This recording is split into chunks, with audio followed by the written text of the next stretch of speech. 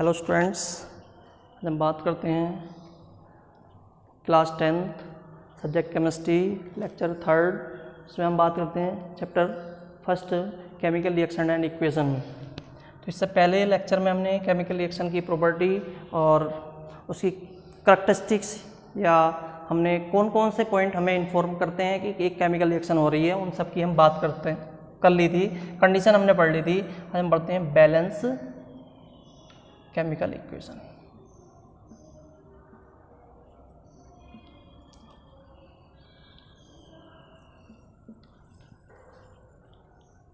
तो देखिए, मान लीजिए बैलेंस केमिकल इक्वेशन और दूसरी होती है unbalance. Balance chemical equation those equation in which number of different atom in reactant side is equal to number of different atom in product side. ऐसी reaction जिसमें डिफरेंट एटम के number, यानी जो atom different atom के number या different element के जो atom हैं वो रिएक्टेंट साइड और प्रोडक्ट साइड में क्या होने चाहिए, सेम होने चाहिए। उस इक्वेशन को हम बोलेंगे बैलेंस केमिकल इक्वेशन। एग्जांपल के लिए हमने जैसे Mg plus O2 is equal to क्या लिया, MgO। तो यहाँ पर Mg 1 है, ऑक्सीजन 2 है। Oxygen Mg 1, oxygen 2। Product side में Mg 1, ऑक्सीजन भी 1। यहाँ पर ऑक्सीजन 2 है और ऑक्सीजन यहाँ पर 1 है। तो बैलेंस करने के लिए हम कोई भी किसी भी नंबर से इसको मल्टीप्लाई डिवाइड कर सकते हैं। तो हम क्या कर सकते हैं इसमें, Mg plus O2 right side में Mg को 2 करने के लिए हमने 2 से मल्टीप्लाई कर दिया।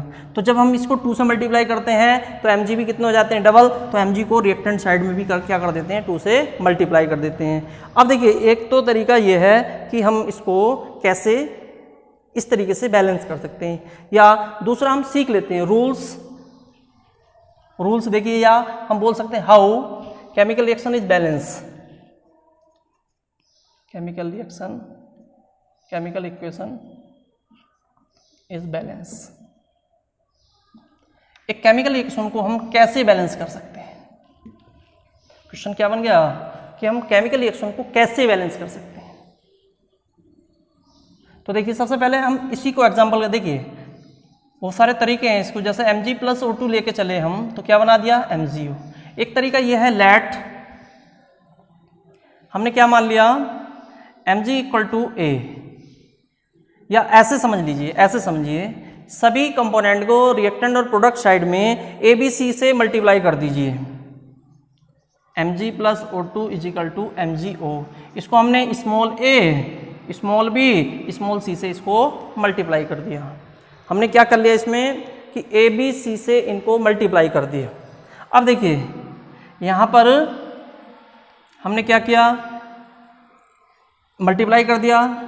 तो a इजिकल टू कितना आया, Mg कितने हैं, 1 रिएक्टेंट साइड में।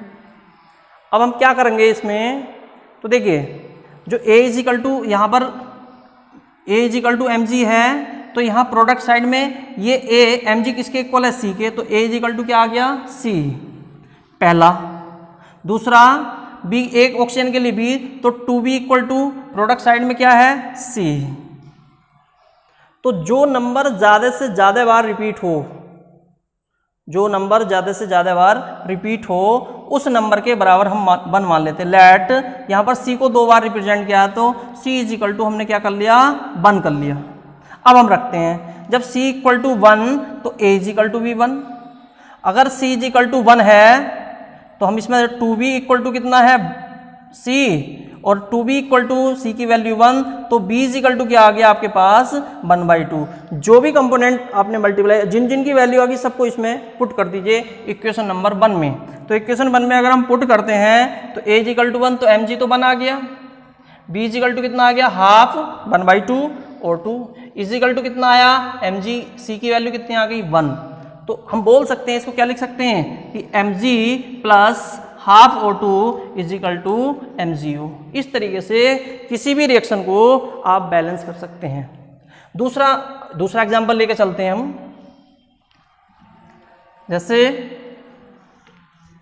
हमने बात की,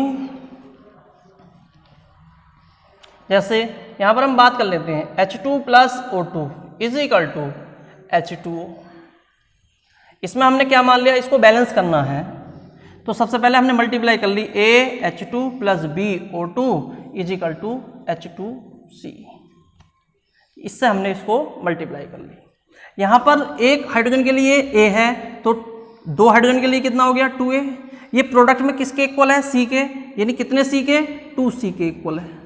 तो हम क्या बोल सकते हैं यहाँ से A इज इक्वल टू आपके पास आ गया C। एक ऑक्सीजन के लिए भी तो दो के लिए कितना हो जाएगा 2B और प्रोडक्ट साइड में ये किसके इक्वल है C कितना 1, तो ये आ गया, यानी A is equal to C और B इक्वल टू C। जो नंबर ज़्यादा बार रिपीट हो रहा है उसी को हम देख लेते हैं। C 2 बार रिपीट हुआ तो C इज इक्वल टू हमने क्या मान लिया 1 मान लिया।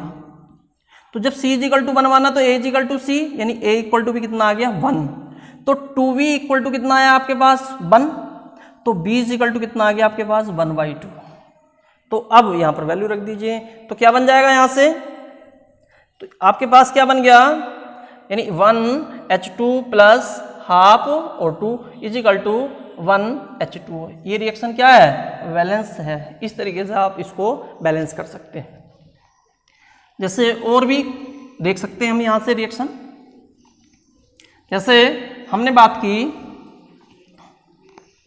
N2 plus H2 is equal to हमने बात कर ली NH3। इसको हमने मान लिया मल्टीप्लाई की इक्वेशन 1 मान ली, इसको मल्टीप्लाई कर दी AN2 plus BH2 is equal to हमने CNH3 से इसको मल्टीप्लाई। यहाँ पर एक नाइट्रोजन के लिए 1A तो 2 नाइट्रोजन के लिए 2A, ये C किसके इक्वल है C के इक्वल है। यहाँ पर देखिए B हाइड्रोजन, एक हाइड्रोजन के लिए 1B तो 2 के लिए 2B इक्वल टू ये C में किसके इक्वल है 3C के इक्वल है। यानी यहाँ पर एक हाइड्रोजन के लिए 1C तो 3 हाइड्रोजन के लिए 3C। यहाँ पर कौन रिपीट ज़्यादा हुआ C, तो C इज इक्वल टू 1 मान लिया हमने, let C is equal to 1। अब देखिए C इज इक्वल टू अगर 1 मान लिया है तो क्या आएगा 2A इज इक्वल टू 1, यानी A इज इक्वल टू कितना आ गया आपके पास 1/2।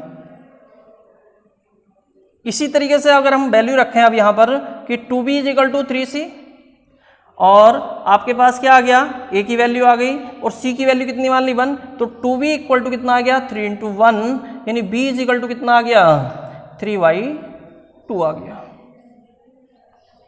तो देखिए अब रखिए वैल्यू को यहाँ पर, अगर हम यहाँ पर A की वैल्यू कितनी रख देते हैं हाफ रख दी, प्लस B की वैल्यू कितनी रख दी हमने 3/2 H2 is equal to C की वैल्यू रख दी हमने 1 NH3। देखिए प्रोडक्ट साइड में एक नाइट्रोजन है तो देखिए 2 नाइट्रोजन है, हाफ से मल्टीप्लाई तो 1 बचेगा, 2 को अगर हम 2 से डिवाइड करते तो 1 नाइट्रोजन। हाइड्रोजन कितने यहाँ 3, देखिए 3 की मल्टीप्लाई 3 × 2 = 6 और 6 को हमने 2 से डिवाइड किया कितने बचेंगे 3, तो रिएक्शन क्या हो गई ये बैलेंस। या अब दूसरा तरीका ये है इसका, फ्रैक्शन में हटाने के लिए इस इक्वेशन को 2 से मल्टीप्लाई कर दो, मल्टीप्लाई 2 इन इक्वेशन, इसको 2 इक्वेशन को 2 से मल्टीप्लाई कर दो तो 2 से देखिए यहाँ पर 1/2 × 2 से multiply plus 3 × 2/2 H2 is equal to 2 NH3। तो 2 से 2 मल्टीप्लाई तो क्या बच गया N2 प्लस ये इससे मल्टीप्लाई तो 3H2 इज इक्वल टू क्या बन गया 2 NH3। चेक करके देख सकते हैं आप कि रिएक्शन क्या है, ये बैलेंस है, बैलेंस केमिकल इक्वेशन है।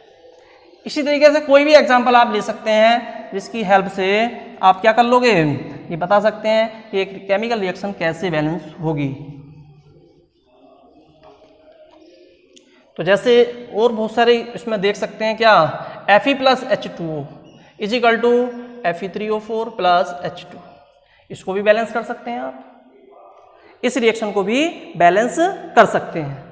तो इस रिएक्शन को बैलेंस करने के लिए क्या कर सकते हैं आप, इसको हमने क्या मान लिया, इसकी जगह हमने मान लिया AFE plus BH2O is equal to CFe3O4 plus DH2। तो देखिए यहाँ पर Fe A is equal to कितना 3C फर्स्ट, यहाँ पर B देखिए 2B इक्वल टू क्या आ जाएगा 2D, दूसरी आ गई। यहाँ पर देखिए एक B, तो एक B किसके लिए, एक ऑक्सीजन के लिए एक B, तो B इज इक्वल टू क्या आ गया 4C। ये चारों हमने 3 रिएक्शन बन गई। तो देखिए सबसे ज़्यादा कौन रिपीट हुआ यहाँ पर C, तो C इज इक्वल टू हमने क्या मान लिया 1।